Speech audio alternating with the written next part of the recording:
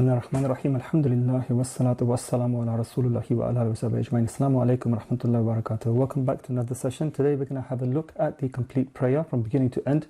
We've discussed the the integrals, the conditions, the necessary actions, the sunnahs and the disliked actions. So we've basically gone through the prayer, but we haven't actually discussed how the prayer should be done from beginning to end. So we're going to have a look at that now.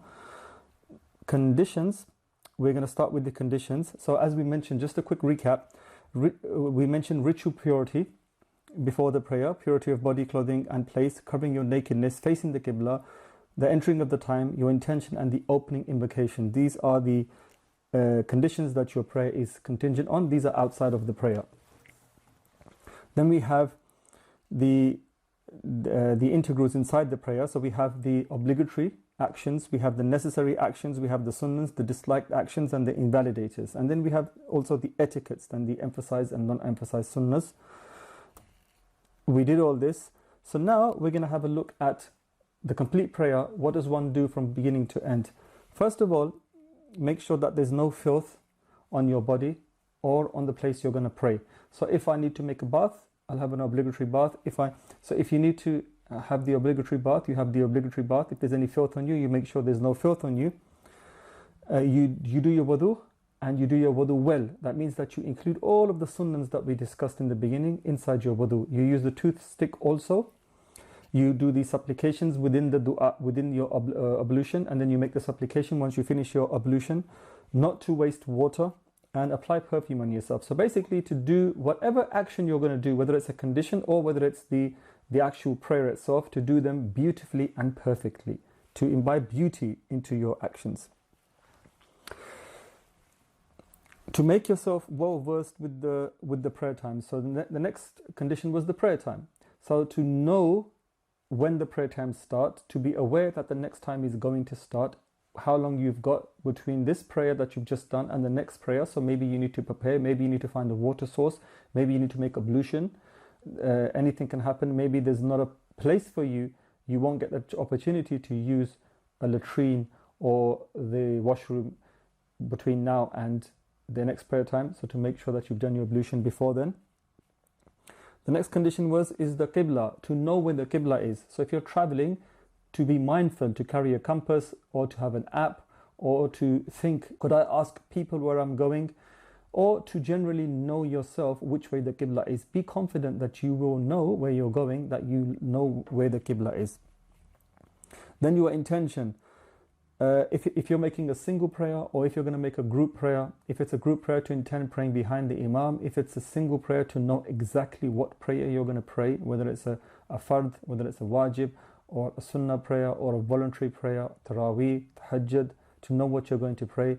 And also to be firm that the time has entered, that you know that the time has entered. Covering your nakedness. So to be properly covered, this means no tight clothing for men or for women, no see-through clothing, especially for women. Sometimes they wear their hijabs, and the hijabs are actually see-through. You can see through them. They need to wrap themselves 3 or 4 times before they're completely covered. And it's very important for women because we mentioned limbs. So the ear is a complete limb. So she can only have a quarter of that exposed. Any more than that, and then it nullifies the prayer. Careful about wrists and ankles for women. Again, they need to be very careful about how much wrist is showing, how much is of the ankle is showing throughout the duration of the prayer. Very easily it can go into more than what should be exposed, which will render the prayer null and void. To wear respectable clothing. This applies for men and for women. Not to pray in your pajamas, for example, or your work clothes, or a ripped t-shirt, or ripped jeans, or jeans that if somebody were to come in and see you, you'd quickly go upstairs and change your clothes. You present yourself in front of your Lord in clothing that's the best clothing you have, and clothing that's considered respectable in your society. Any clothing that you would not wear in the presence of your manager, or a judge, or a head of state, or your father, your anybody worthy of respect, certainly you cannot wear those clothes for your Lord, who is the Lord Rabbul Alameen, who is the King of Kings, and he demands better. Then the opening invocation, to say the Allahu Akbar, to recite the words, So to be able to recite them properly, not to say Allahu Akbar, because this has the meanings. It's like the alif becomes the hamza becomes the interrogative particle. It's like Allah Akbar. So it's like saying, is Allah the greatest? Hal Allah Akbar also, right? So be careful on what you say, because it's not the opening invocation anymore. You've basically asked a question, and you cannot begin the prayer by asking a question. You begin the prayer by the opening invocation, which could be Subhanallah or Alhamdulillah, but we say Allahu Akbar here. So Allahu Akbar actually means something. So you start with Allahu Akbar. Allah is greater than what? Than everything which I'm going to leave behind now. Thereby I'm joining the prayer by leaving Allahu Akbar. Right? The world has been pushed to the side now. Nothing exists for me now except for the moment I'm in now and me intimately conversing with my Lord. Allah is great. To raise your hands up to your ears, to touch your ears also, to spread your hands in a natural position, not like this, right? But to have them naturally relaxed and say Allahu Akbar. For women, they raise them only up to here. And then to place your hands, right, to put your right hand over your left hand like so, and then to place it in the midsection just below your belly button. And for women, to put their right hand over their left hand and to place them on the chest like this. Also, we don't pronounce the last part. So we don't say Allahu Akbar. We don't pronounce the ra at the end, and we don't prolong the r at the end, and we don't prolong the alif as mentioned earlier. So standing in reverence. Now the second part of the prayer. So once we've said the Allahu Akbar and we've entered the prayer, what are we doing now? We're standing. We're standing in front of our Lord. Right? We are commencing our prayer now. So you stand in reverence. You stand in reverence. You stand in awe. Who are you standing in front of? The Lord of all the worlds. When you go in the presence, when you go into the king's chamber, people quake. People cannot. They are no longer free to speak as they wish, to look around as they wish, to express as they wish. They only answer what the king needs to know, and then they leave. You're in intimate discourse with your Lord. You have to discharge an obligation. You've said Allahu Akbar, you've began this beautiful prayer with your Lord. Now whatever was halal for you before has temporarily become haram for you. Whatever you were permitted to do, you can no longer do this within your prayer. So to stand in reverence as you stand in front of the Lord of the worlds, and then to look at your place of worship. No fidgeting. You don't fidget in front of the king. And if you really need to cough, you try to withhold your cough if you can. If you need to cough, you very discreetly cough like this. If you need to sneeze, again, very discreetly. No stretching for the sake of stretching, and no excess fidgeting, and to look at your place of worship. And then to begin with the thana, as we discussed, Subhanakallahumma wa bihamdik, wa tabaraka ismuk, wa ta'ala jadduk, wa la ilaha ghayruk. So to begin with the opening invocation here. O Allah, glorified, praiseworthy, and blessed is thy name, and exalted thy majesty, and there is no deity worthy of worship except you. To recite this, and then to recite A'udhu billahi minash shaitanir rajim, followed by Bismillahir Rahmanir Rahim. Now this A'udhu billah is only recited the first time, in your first rak'ah, in your first cycle. Why? It's the opening invocation for recital of the Quran and to seek protection from the devil, because you've started an act now, and the devil is going to interfere. Shaitan will interfere. So you've sought refuge in Allah from the onset, that, oh Allah, I'm doing this for you, and I don't want the devil behind my back overlooking my prayer and causing problems in my prayer. So you seek refuge in Allah before you start, and then you say the basmala, Bismillahir Rahmanir Rahim. And if you're the imam, the imam says this. You don't need to recite anything. If you're alone, you recite this only in the first cycle, and then you say Bismillahir Rahmanir Rahim, basmala, and then your Quranic recital begins. As we mentioned, Surah Fatiha followed by another surah. If you don't know Surah Fatiha, one verse is enough. But here we're presuming that you know the complete prayer now, so we're discussing the complete prayer. So it's to recite Surah Al-Fatiha, and then it's to recite another surah after that. And there's no harm in saying Bismillah ar-Rahman ar-Rahim. It's not a confirmed sunnah to say Bismillah ar-Rahman ar-Rahim bain al-Fatiha wa surah, between Surah Fatiha and between the second surah, but there's no harm in saying it, and there is reward in saying it also. Also to recite with awe and reverence and give all the words their clear due, which means understand what you're reciting. The more you understand what you're reciting, the more focus you'll have, the more pleasure you will feel within the prayer, and the more your prayer will be one of reverence, because you know the deep implications of the words that you're reciting. So to know at least the minimum, if you're going to recite one surah or a few surahs that you know, to know the meanings of those surahs, and to know the meaning of Surah Fatiha, and to concentrate, because it's very easy to get distracted in your prayer. So if you know the meanings, each time you recite them, you're reciting them with the correct tajweed rules. So to learn the tajweed rules also, and to recite with the correct, and it takes effort to focus on the correct tajweed rules, and at the same time to know what you're reciting. So that keeps you focused, and you're trying to perfect your acts for your Lord, who's observing you doing this. And inshallah, we hope for pleasure as we do this. If you're listening to the Imam, again, concentrate on his recital. If you know the meanings, concentrate on the meanings. Even if you don't know the meanings, concentrate on his words. At the very least, try to see how he uses his tajweed, how he's implementing tajweed in his recital, because thereby you're learning also, and you're concentrating on what? You're concentrating on the words of Allah, as spoken by Allah and revealed to Muhammad sallallahu alaihi wasallam in the Quran, which is the word of Allah. To say Ameen silently for the Imam and for oneself. Then, as mentioned, to recite a second surah, to recite some of the Quran. Now, the longer your recital, the better it is. There is an understanding that what's better, to recite Nawafilah as quick as you can, and again, so to basically do 2 prostrations and then 2 prostrations and then another cycle, 2 prostrations, and basically say, okay, I've knocked out 15, 20 Nawafilah, or to basically recite one Nafil prayer of 2 cycles, that is the equivalent length of 20, which is better.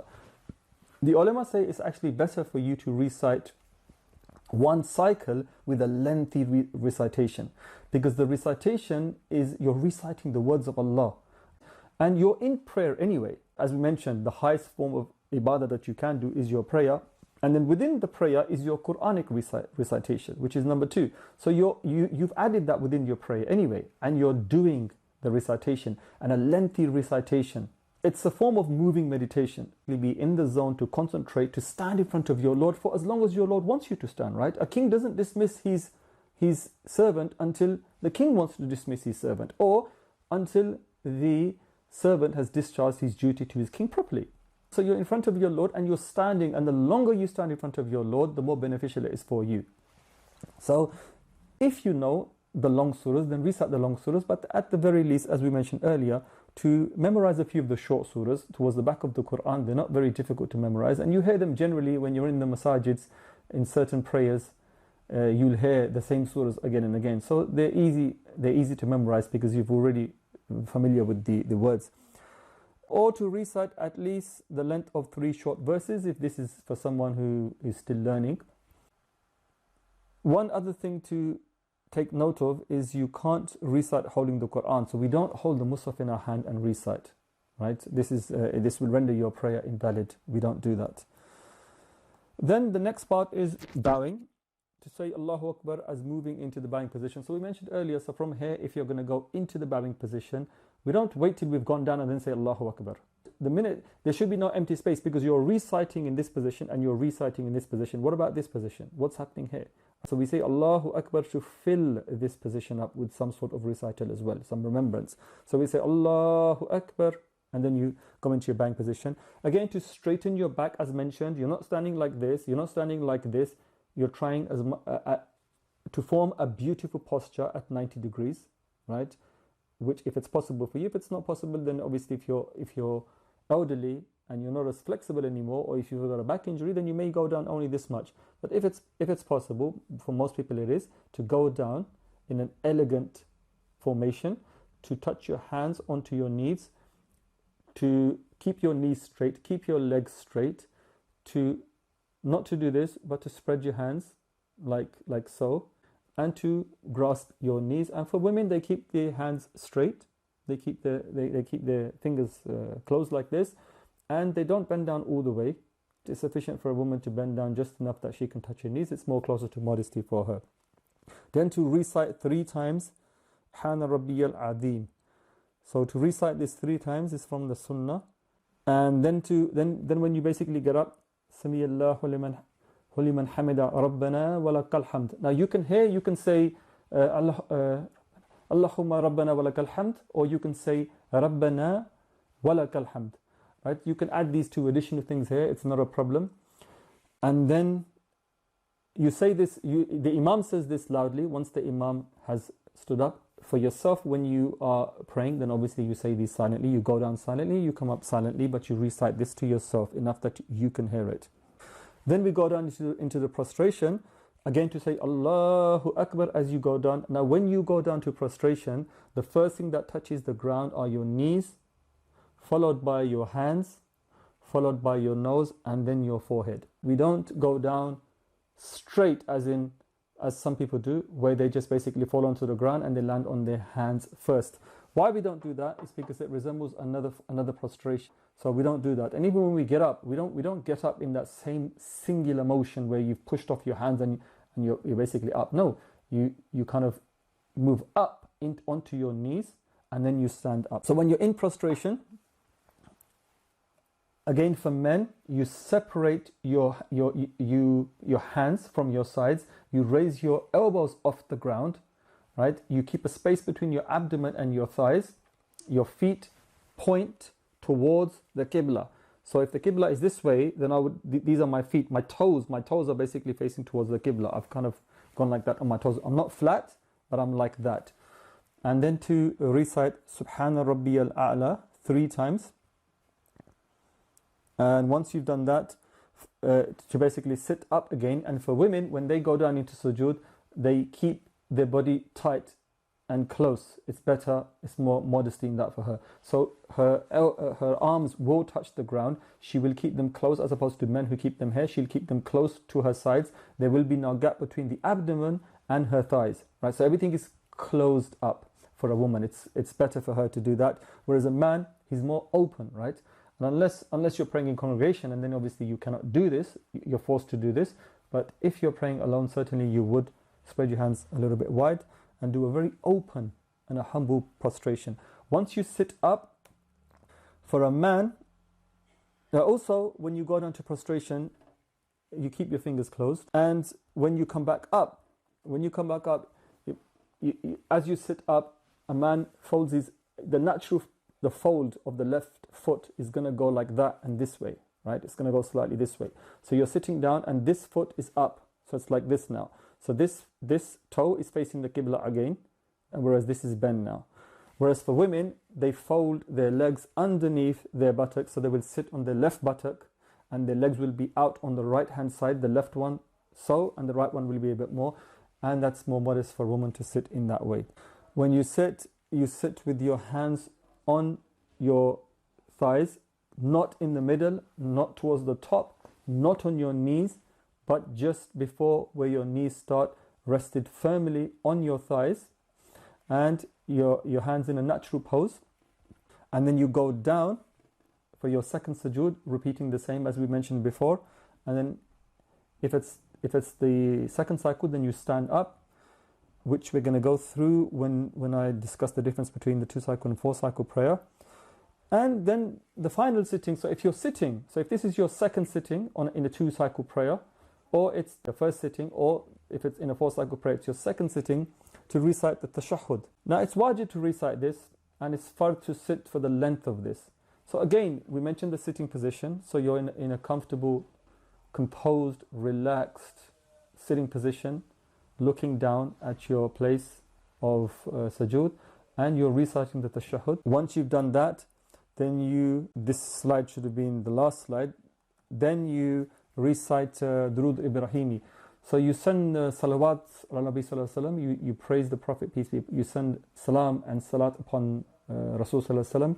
And the general one that we use in Salah is known as Durud Ibrahimi. Allahumma salli ala Muhammad wa ala ali Muhammad. كما صليت على إبراهيم وعلى آل إبراهيم إنك حميد مجيد اللهم بارك على محمد وعلى آل محمد كما باركت على إبراهيم وعلى آل إبراهيم إنك حميد مجيد. So these two you recite. Then after this you recite a final dua, and there's many duas that you can recite here. The one generally people recite is this one here. It's a dua you رب اجعلني مقيم الصلاة ومن ذريتي ربنا وتقبل دعاء ربنا اغفر لي ولوالدي وللمؤمنين يوم يقوم الحساب. This is a dua for your parents and all the believers, and asking Allah to accept your prayer. And then you do your salams. Now when you do your salam, you intend greeting the angels, the congregation, and the imam, if the imam is on this side or if the imam is on this side. And you don't turn your whole body this way. You don't do so many head movements like that. It's all it is a look this way, right? It's just a look this way and a look this way, and you say Assalamu alaikum wa rahmatullah, which is the complete sunnah way of exiting the prayer with the salam. Assalamu alaikum wa rahmatullah. Assalamu alaikum is how you exit the prayer, and wa rahmatullah is the complete way of exiting the prayer. Okay, so now we're going to have a look at the differences between the 2 and 4 cycles. So the differences between the 2 and 4 cycles is, so I'm going to pray a 2-cycle prayer now. So again you say Allahu Akbar, as we mentioned. You say the Thana, Subhanakallahumma wa bihamdik. Then A'udhu billahi minash shaitanir rajim, Bismillahir Rahmanir Rahim, Alhamdulillahi Rabbil Alameen, Ar-Rahmanir Rahim, Maliki Yawmiddin, all the way to the end. Then you say Bismillahir Rahmanir Rahim, recite a surah. Then say Allahu Akbar, Subhana Rabbiyal Azim, 3 times. Samiyallahu liman hamida Rabbana wa lakal hamd. Then Allahu Akbar, Subhana Rabbiyal A'la, 3 times. Allahu Akbar, again in prostration, Subhana Rabbiyal A'la. Then up, stand again. So now you finished your first cycle. You stand up, say Bismillah ar-Rahman ar-Rahim, Surah Fatiha again. Then Bismillah ar-Rahman ar-Rahim, another surah. Then again go into bowing. Then up again. Then prostration, and then sit up again. Then prostration, and then sit for the final sitting. Recite the tashahhud, Tahiyyatu lillahi. And then the salawat ala Nabi sallallahu alaihi wasallam. And then a final dua, and then you say your salams. This is a 2-cycle prayer. If this was a 4-cycle prayer, then after tashahhud you'd stand up. So after tashahhud you'd stand up and recite Bismillah ar-Rahman ar-Rahim, Surah Fatiha, right? And then you would not recite a second surah. You would basically Allahu Akbar and then go into bowing, up again, prostration, sit, prostration, and then stand up for your 4th cycle, Bismillah ar-Rahman ar-Rahim, Surah Fatiha again, without a second surah. Then again into bowing, up, prostration, sit, prostration. Then now you're in your last sitting. Tashahhud, Salawat Ibrahimi, a final dua, and then your salams. That's a 4-cycle prayer. The difference between this and a 3-cycle prayer, the difference between this and a witr prayer, the difference is that in a witr prayer, in your 3rd cycle, where we mentioned in a normal 4-cycle prayer, you don't recite in your 3rd cycle, you don't recite a second surah. In the witr, you recite a second surah in your 3rd rak'ah, in your 3rd cycle, right? And then you say, then as you finish, you say Allahu Akbar, then you recite the qunut, and then once you finish, you say Allahu Akbar, and then you go down into your bowing. So that's how this prayer, the witr, at night time, is different from a 4-cycle prayer. In the 3 cycles of Maghrib, again, in the 3rd cycle, you wouldn't recite the second surah. You'd go straight down into your bowing, and then your prostration, and then you'd sit for the final sitting in the 3rd cycle prayer. Now, the confirmed sunnahs and the non-confirmed sunnahs. A confirmed sunnah, so let's look at the confirmed sunnah of Dhuhr. So we have the 4-cycle confirmed sunnah. So these differ a little bit than how the obligatory prayers do. So in the confirmed cycle, what do we do that's different? You recite, you say Allahu Akbar, and everything is the same for the first 2 cycles. So you've done your sitting now. So you're on your first sitting in a 4-cycle Dhuhr Sunnah Mu'akkada prayer. So as you now stand up, you just basically start from Bismillah, you say Bismillah ar-Rahman ar-Rahim and start from Surah Fatiha, right? So after tashahhud, you stand up and then you start from Surah Fatiha. You do a second surah, and then you go down for your prostration, your bowing and your prostration, and then you stand up for your 4th cycle, again Bismillah ar-Rahman ar-Rahim, Surah Fatiha, and then a second surah, and then go back into your bowing and prostration, and then tashahhud, Salawat Ibrahimi, your final dua, and finish. So the only difference between this Sunnah Mu'akkada and your Fard prayer is that you recite a second surah in your third and fourth cycles. In your Fard, you do not recite in your third and fourth cycles, but you do here. Then when it comes to the non-emphasized sunnahs, so this would be the 4 of Asr now. Now the difference between this and a Sunnah Mu'akkada of Dhuhr, for example, is that everything is the same. When you get down to your first sitting now, you recite Tahiyatulillahi, which is your tashahhud to its end. You recite Salawat Ibrahimi. And then you stand up and then you start from Thana. Then A'udhu Billahi Minash Shaitan Rajim, Bismillahir Rahmanir Rahim. Then you recite Surah Fatiha, a second surah, go down for the third sitting, stand up again, and then Surah Fatiha, Bismillahir Rahmanir Rahim, Surah Fatiha, second surah, and then you sit down. And then for the final sitting, and then you do the tashahhud, Salawat Ibrahimi, and then the final dua, and then you do your salams. So how does this differ from the other one? Sunnah Mu'akkada, it's like a normal prayer, like a normal 4-cycle Fard prayer, but in the third and fourth cycle you recite a surah from the Quran. When it comes to the non-emphasized sunnah, in your second sitting you pray to the very end. Then you stand up and then you start from the very beginning again for the third cycle, and then the fourth cycle you don't. This is the only difference, okay, between these two.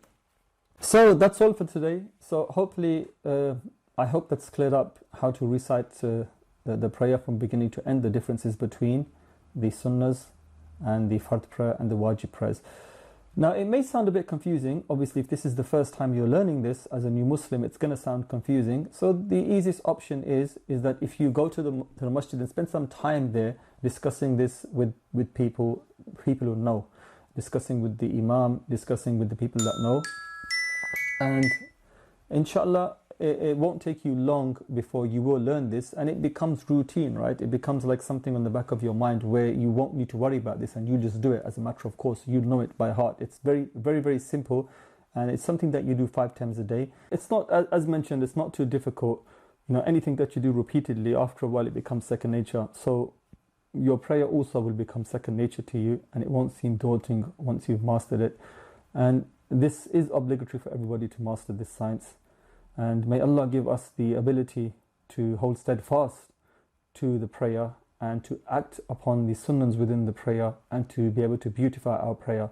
And may Allah give us himmah to discharge our obligations and our duties, and especially the tahajjud prayer and all the other sunnahs that we've tended to neglect in our daily lives, such as istikhara, the prayer of need, prayer of travel, to and from travel, and distress, and the other prayers that are there. May Allah give us the ability to hold on to them, to be able to be aware of them, and to pray them as a matter of course in our lives. Wa sallallahu Sayyidina Muhammad wa ala alihi wa sallam. Alhamdulillahi Rabbil Alameen. Assalamu alaikum wa rahmatullahi wa barakatuh.